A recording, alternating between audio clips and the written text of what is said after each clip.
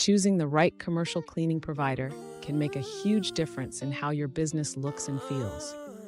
A great cleaning partner helps you create a professional, spotless environment for employees and clients, but picking the wrong one can bring more stress than solutions. Before we continue, don't forget to like this video, subscribe to FastKlean, and hit the notification bell so you never miss our best cleaning tips. The first thing to look for is experience and reputation. A company with a strong track record is more likely to deliver consistent, reliable results. Check how long they've been in business, who they've worked with, and what their clients say about them.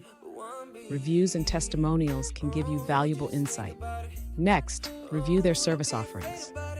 Do they cover everything you need, from daily cleaning to more specialized tasks like carpets or windows? Flexibility is essential, especially if your business grows or your needs change over time. Consistency and flexibility also matter.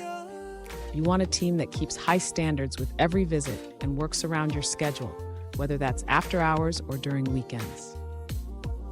Another key factor is their staff.